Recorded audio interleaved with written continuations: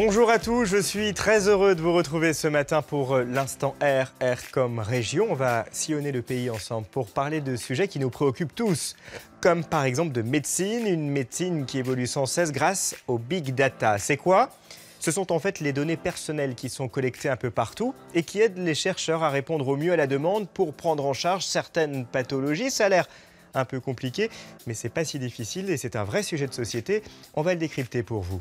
On visitera un site assez inattendu dans le Jura avec un temple bouddhiste. Alors on vient ici méditer et participer à des retraites spirituelles. Ce sera l'instant zen. Mais avant, on parle de stage de conduite. Le code de la route évolue, les réflexes, eux, diminuent avec l'âge. L'an dernier, près de 25% des personnes tuées sur les routes de France avaient plus de 65 ans. Il est donc vivement conseillé de faire le point, non pas pour se voir refuser le droit de conduire, mais au contraire, pour prendre conscience de sa vulnérabilité. Alors, comment se présentent ces stages ? Sous quelle forme ? On en parle dans l'instant pratique.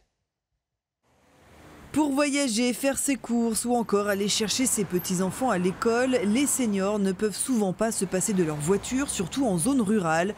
Pour la sécurité routière, on est considéré comme senior à partir de 75 ans, un âge où de nombreux Français sont encore en bonne santé et totalement autonomes. Malgré tout, les réflexes, la vision et la fatigue ne sont plus les mêmes. Ici dans la Nièvre, certains en ont conscience et participent à des stages de conduite spécifiques. Réponse A, C, D. Nous sommes des seniors, on a le temps, on arrête, on observe et après on fait sa manœuvre. Avec l'âge, nos réactions et nos habitudes changent, se modifient au fil des années.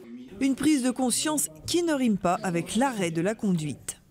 Le but du stage, c'est que les gens se rassurent de telle manière à ce qu'ils puissent conduire un véhicule le plus longtemps possible. Des stages de plus en plus prisés, car en France, une fois que l'on obtient le permis, c'est à vie.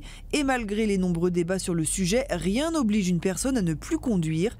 Ici dans le Gers, où un tiers de la population a plus de 60 ans et vit en zone rurale, c'est un enjeu vital. La préfecture et la prévention routière organisent des remises à niveau et des stages de conduite. Là, je ne suis pas obligé de m'arrêter. On va arriver doucement, je ne suis pas obligé de m'arrêter. À droite. Voilà.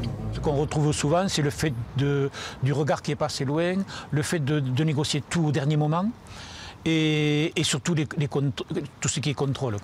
Des initiatives bienveillantes qui ne servent pas à stigmatiser. Nous ne sommes pas là pour piéger les personnes qui viennent, pour leur dire à la fin de la journée, écoutez, c'est pas possible, vous ne pouvez plus continuer à conduire, mais pour leur faire prendre conscience de leur faiblesse et de leur vulnérabilité.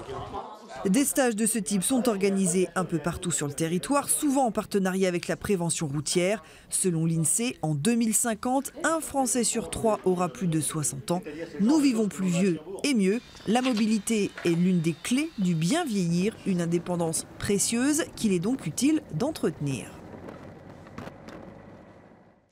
Et si vous souhaitez approfondir le sujet, je vous conseille un dossier très bien fait à lire sur préventionroutière.asso.fr. Ce jeudi 10 mai, la journée mondiale du commerce équitable. Alors l'idée, vous la connaissez, c'est d'assurer une juste rémunération à des producteurs pour qu'ils puissent développer leur activité sur le long terme et bien sûr améliorer leur niveau de vie. La marque Max Havelaar, que vous connaissez certainement, fait partie des pionnières et cette philosophie se développe en France. Ce camion sillonne les routes du Mexique. Il transporte un café connu dans le monde entier. En France, on trouve dans quasiment tous les supermarchés ces boîtes avec la photo des petits producteurs. Le père Francisco van der Hoff est le fondateur de la marque Max Havelaar, pionnière du commerce équitable. Avec ce logo-là, on a la garantie que les petits producteurs reçoivent un prix minimum. Un prix qui n'est pas basé sur la bourse de New York, mais sur les besoins réels de ces producteurs pour faire leur café. Une marque créée il y a 30 ans pour aider ces petits producteurs à vivre convenablement de leur travail. C'est l'un des principes fondamentaux du commerce équitable, payer le juste prix et éviter les intermédiaires. À l'autre bout du monde, dans les Alpes-Maritimes, le père Francisco vient à la rencontre de l'un de ses clients, convaincu par la philosophie véhiculée par les principes de la marque. Quand on vient dans une coopérative pour travailler, c'est sur un programme à long terme, sur 3 ans minimum, pour appuyer la coopérative et en contrepartie du prix, le prix est plus cher, on demande le meilleur de la qualité. À 78 ans, le fondateur de Max Havelaar continue de sillonner le monde pour valoriser ce système économique vertueux et ses efforts portent leurs fruits. Le marché est en pleine expansion. En France, le chiffre d'affaires du secteur augmente chaque année et est notamment porté par le commerce équitable Made in France. Parmi les acteurs de la filière, de nombreux producteurs de blé et de farine agri-éthique vendus aux conditions du commerce équitable avec un prix fixé pour 3 ans et qui ne varie pas en fonction des cours. Ce qui est important, c'est toute la notion d'éthique qu'il y a autour de cette production, c'est-à-dire une traçabilité complète, faire intervenir les différents acteurs bien identifiés, en local, sans additionner des coûts de transport hallucinants. Assurer des revenus stables à des producteurs locaux, c'est l'objectif de cette filière.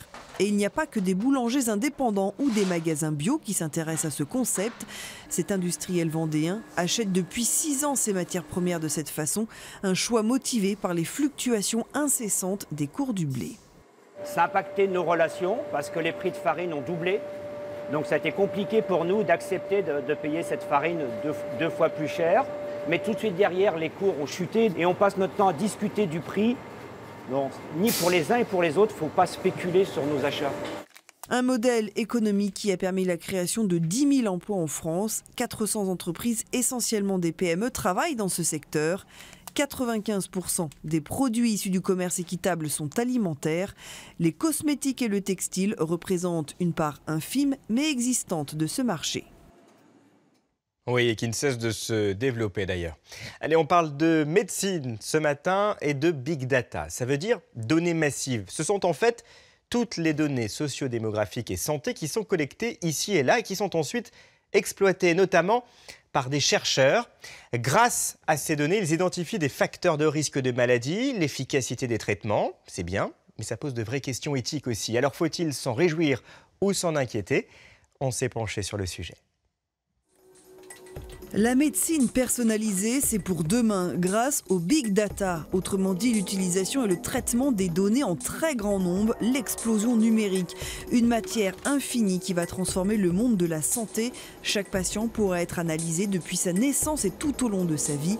Quelle pathologie ou maladie chronique risque-t-il de développer ou non? Une révolution qui pose de nombreuses questions, notamment éthiques. Dans les Pays de la Loire, des médecins, philosophes, psychologues vont travailler pendant 3 ans aux implications de cette nouvelle réalité. On appelle cela le projet Data Santé. Cette transformation est extrêmement rapide et il nous faut néanmoins prendre le temps de l'analyser. Et ça, c'est un véritable défi. Si les données servent à la recherche, elles peuvent aussi aider les médecins à mieux soigner. Le professeur Pierre-Antoine Gouraud a réuni dans une application les analyses de centaines de patients atteints de sclérose en plaques et leurs réactions aux différents traitements. On va pouvoir interagir en sélectionnant le type de patient similaire à celui pour lequel on doit prendre une décision. Si on veut comparer une femme à des femmes, sachant que la sclérose en plaques touche à peu près 2 tiers de femmes pour 1 tiers d'hommes, eh bien il suffit d'exclure de la population de référence les hommes pour avoir une comparaison peut-être plus fine ou qui correspond mieux au raisonnement du médecin par rapport à l'ensemble des données que l'on a accumulées. Des algorithmes qui assistent le médecin pour prendre une décision, on en retrouve de plus en plus. Pour le cancer du sein, par exemple, ils prennent en compte les données médicales et peut-être demain l'impact des traitements sur la qualité de vie. C'est en tout cas l'objectif d'Angélique Bonneau-Antignac. En étudiant l'évolution d'une vingtaine de patientes, cette psychologue veut mettre de l'humain dans les bases de données. Alors la qualité de vie, elle permet d'évaluer des dimensions physiques, psychologiques, sociales, parfois spirituelles, et donc nous renseigne vraiment sur le vécu de la maladie. Ce qui nous importe, nous, c'est de voir comment est-ce que les patientes évoluent dans le temps et comment est-ce que les traitements impactent sur cette qualité de vie et impactent aussi sur la vulnérabilité psychique. Des professionnels de la santé, tous concentrés sur le même objectif, anticiper au mieux cette révolution numérique et garder de l'humain au milieu de cet univers de machines et d'algorithmes. Demain, grâce aux données, la recherche avancera et de nouvelles spécialités émergeront. Reste à déterminer un cadre et une éthique. Oui, l'INSERM a publié tout un dossier sur le sujet Big Data en santé. Vous pouvez le retrouver sur ce site, vous verrez, c'est un dossier très bien fait. Puisque nous sommes dans l'univers médical, eh bien nous avons voulu donner un coup de chapeau ce matin aux Blues Roses. C'est le nom d'une association. Ces bénévoles se relaient dans les services pédiatriques pour accompagner les jeunes patients qui souffrent parfois de pathologies lourdes. Alors, les accompagner, mais aussi les divertir et tenter de leur faire oublier la douleur. À Grenoble, l'association existe depuis 75 ans maintenant. Tu sais quoi? J'ai l'impression que je vais encore perdre. Je peux pas. Attends. Si tu peux le gris en gris. Ah bah oui, oui, oui. Bah heureusement. Dis donc, heureusement que tu es là. Hein. C'est un rituel que chacun savoure. Une fois par mois, Hervé Gigon et Théophane se retrouvent pour jouer. Des moments de complicité, des sourires, des rires qui comptent beaucoup pour ce petit garçon de 10 ans. Ça fait longtemps que je le connais et on joue beaucoup sur la tablette. Et alors, c'est qui Hervé pour toi? C'est quelqu'un qui vient te voir? C'est un ami. C'est vrai? Ouh, tu vas te faire croquer. Théophane souffre d'une leucémie. Après 2 années de traitement et une greffe de moelle osseuse, l'enfant est en rémission. Il ne vient plus que pour des perfusions d'immunoglobulines, le mardi, parce que c'est le jour d'Hervé. On ne sait pas de quoi l'avenir est fait et d'avoir ces personnes qui nous soutiennent, c'est vraiment d'une très très grande importance. Ouais. Pour le coup ça. Et après, qu'est-ce que je fais là? Oui, mais là, d'abord, qu'est-ce que je fais? Eh bien, bien sûr, on fait gonfler le ballon. À l'hôpital de jour, les Blues Roses sont souvent présentes au moment des soins, même les plus difficiles comme les chimiothérapies. Où sont mes petits souliers? Quelqu'un me les a volés. Ces bénévoles sont devenus au fil du temps des partenaires indispensables pour le personnel médical. Moi, je pense que c'est une affinité toute particulière qu'ils peuvent avoir avec les enfants. Et ce qui est chouette, c'est qu'ils travaillent en binôme. Ils sont là tout le temps en binôme. Donc, il y a aussi ce côté affinité. Certains ont plus d'affinité avec des grands ou avec les petits. Et chacun, mais comme le personnel soignant, on a chacun ses affinités. Et ils ont ça aussi. Dans ce monde parfois froid de l'hôpital où tout va très vite, les Blues Roses apportent de la légèreté à ces enfants dont les traitements peuvent durer jusqu'à 5 heures. Les liens qu'ils tissent ensemble sont très étroits, même si bien souvent, elles ne savent rien de leur maladie. Oui, c'est pas grave. C'est intense, mais quand ils guérissent, c'est merveilleux. Quand ils guérissent, je trouve que c'est merveilleux. Bon, bien sûr qu'il y en a qui rechutent, c'est sûr, mais ceux qui guérissent, c'est une victoire. L'après-midi, le travail des bénévoles se poursuit aux urgences pédiatriques. Dans ce service, les petits malades doivent parfois attendre des heures, faire face à la souffrance et au stress. La douleur, l'anxiété chez l'enfant, ce sont les chevaux de bataille des Blues Roses. Depuis 2 ans, l'association sort de l'hôpital pour chercher des financements. C'est ainsi qu'elle a pu investir dans ce simulateur d'IRM, ou encore ces box destinés à distraire les jeunes patients. Ça, c'est un vrai défi, effectivement, de faire oublier la douleur. Je ne sais pas si on y parvient, mais si on parvient simplement à diminuer cette sensation ou à diminuer l'anxiété liée aux soins qui va arriver, là, on a gagné notre pari. On y va ? À Grenoble, l'association compte 70 bénévoles qui prennent en charge 14 000 enfants chaque année. Présentes partout en France, les Blues Roses sont nées à Saint-Hilaire-du-Touvet, il y a 75 ans. Et les Blues Roses ont besoin de vous. Vous pouvez faire des dons financiers sur lesbluesroses.asso.fr. L'instant R se poursuit. Dans le quart d'heure qui suit, nous suivrons des passionnés d'orchidées. Un photographe et un botaniste viennent de leur consacrer un livre. Des années de douleur, de persévérance, de privation pour décrocher le titre suprême de danseur étoile. C'est le destin d'Hugo Marchand, nommé à l'Opéra de Paris. Nous sommes allés le rencontrer.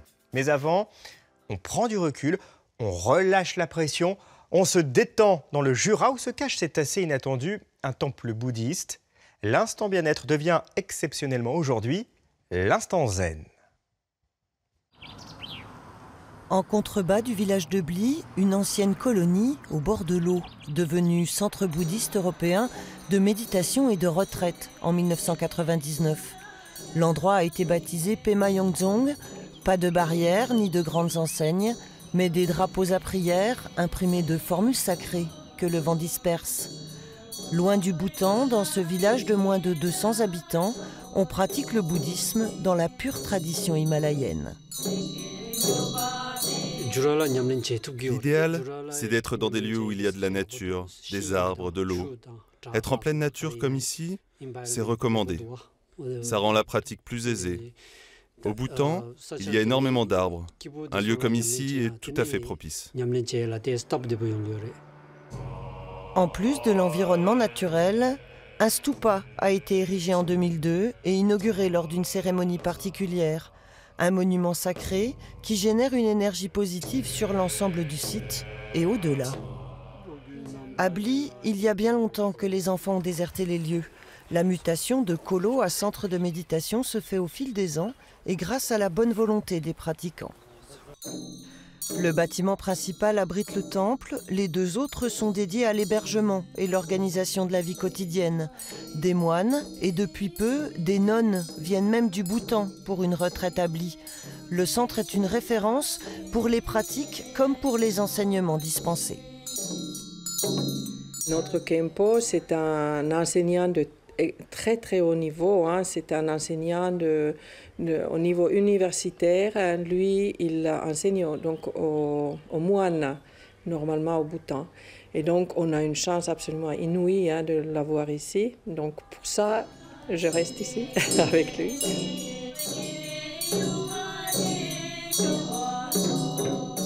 Les gens peuvent venir aussi bien d'un niveau local, hein, donc voilà, quelques minutes de Pemayangzang, ou bien de toute l'Europe. Et le 17 juin, tous ceux qui le souhaitent pourront venir à Bli. Le Centre bouddhiste européen de méditation et de retraite organise une journée porte ouverte. Et pour plus de renseignements sur cette journée porte ouverte, il y a ce site. Regardez, vous trouverez toutes les informations pratiques et utile. Hugo a 23 ans et déjà des années de travail derrière lui, du travail, mais aussi de la souffrance, de la privation, de la persévérance. Il faut dire qu'on ne devient pas danseur étoile comme ça, vous l'imaginez. Il a été nommé à l'Opéra de Paris l'an dernier, à la fin d'une représentation à Tokyo. Il a alors réalisé son rêve d'enfant.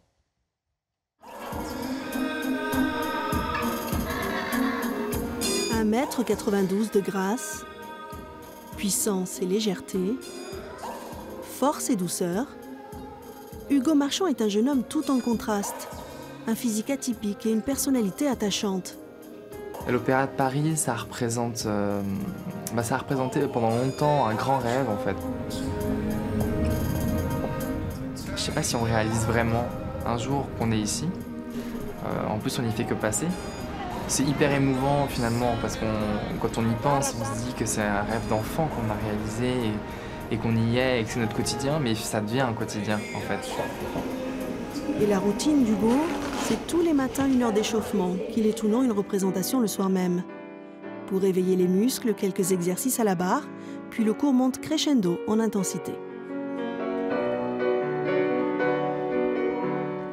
Tous les matins c'est comme ça en fait. C'est notre petit rituel matinal qui nous réveille, comme le café quoi. Quand on vient pas à l'opéra, quand on ne prend pas son cours pendant 1 jour, on le sait. Quand on ne prend pas pendant 2 jours, le professeur le sait. Et pendant 3 jours, c'est le public qui le sait. C'est toujours ce qu'on dit donc. Pas le temps de souffler, Hugo enchaîne avec une répétition. Depuis quelques mois, il travaille sur une nouvelle chorégraphie de William Forsythe. C'est important qu'on ait visuellement, pour nous, qu'on ait la descente en diagonale. Voilà, juste. Ouais. Hugo et Anna sont amis en dehors des salles de danse. Ils se produisent souvent ensemble lors de galas extérieurs, mais sur la scène de l'opéra, c'est une première. Je pense que ce qu'on a envie de faire le plus ressortir, finalement, c'est quand même notre complicité qu'on a dans la vie, et la montrer sur scène, parce que c'est quand même ça que les gens ont envie de voir. C'est plus des rapports humains, finalement, sur scène, que des figures qui n'ont pas de sens, parce que je pense que ça prend toute une dimension à partir du moment où il y a un vrai échange entre les 2 danseurs.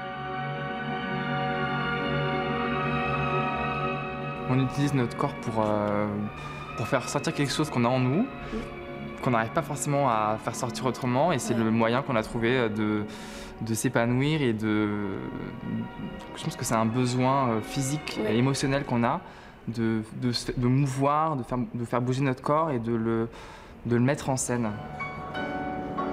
L'Opéra Garnier est un écrin aux dorures historiques qui fascine les visiteurs du monde entier.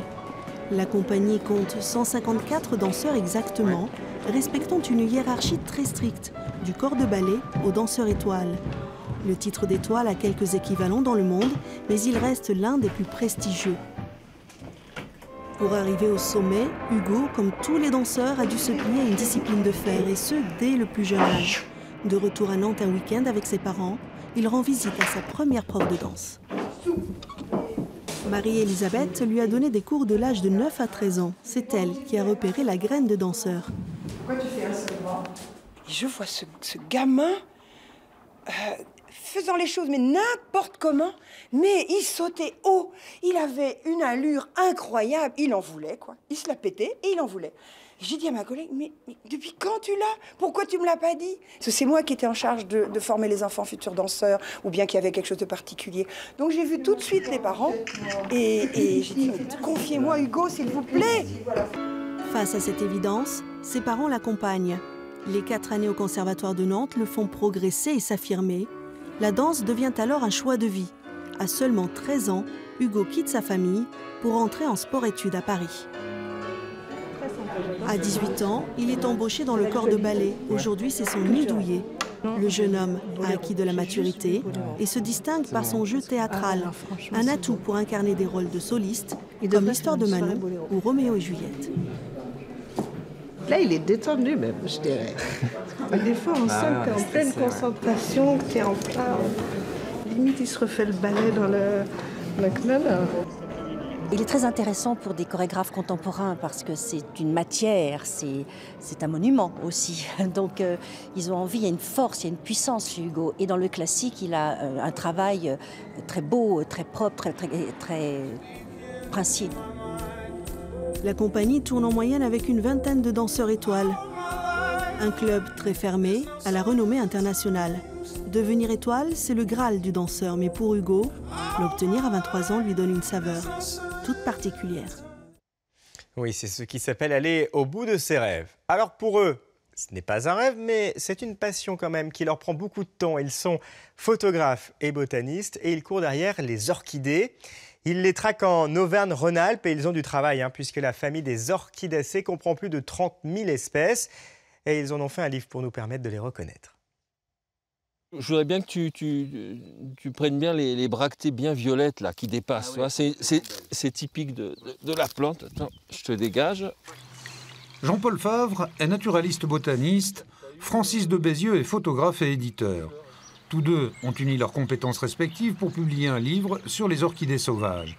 Il y en a d'ailleurs beaucoup dans la région, certaines sont assez courantes comme celle-ci, filmée dans une tourbière près de la Gaudivelle. C'est l'orchis de mai qui fleurit au mois de mai et au mois de juin et qui est typique des zones humides, des tourbières de pente, des sourcins, des prairies très très fraîches, en général en montagne sur sol basaltique.